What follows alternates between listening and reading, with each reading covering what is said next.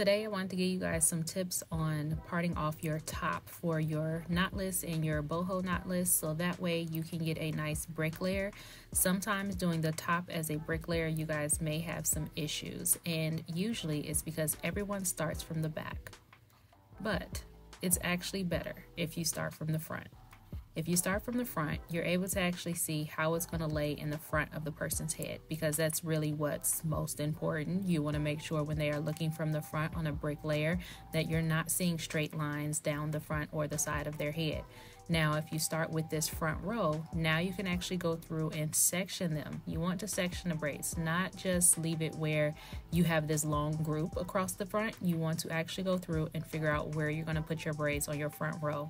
This is going to help you make sure that you have the brick layer set for the rest of the rows behind it.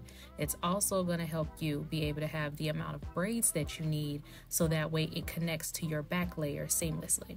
So that is what you guys see me doing right here. I'm starting on this front row and then go through. I said I'm going to go ahead and do 3 there because it's going to fit the same size as the rest of the set on the head.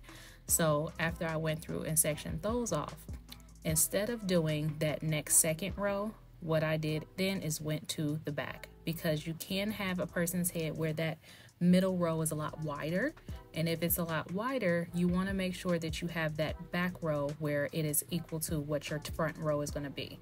So if their hair is a little stiff, add you a little bit more for your hydration, and then go through and finish sectioning off that area. So I put my 3 in the back, and now I'm going to go through and do my middle section.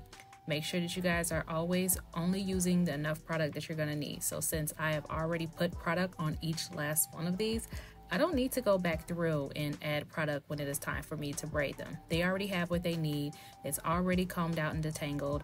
All you're going to need to do, comb it through, braid it up. And that's pretty much it. Once you go through and part them all off, make sure that they're all even. You have a brick layer where now there's no parts that you're going to see once you finish laying them out. So let's go ahead and finish braiding it up. So now we're going to look from this side view and you guys can see. Don't cheat these boho styles. Even if it has stringy pieces to cover some parts, still give it a brick layer.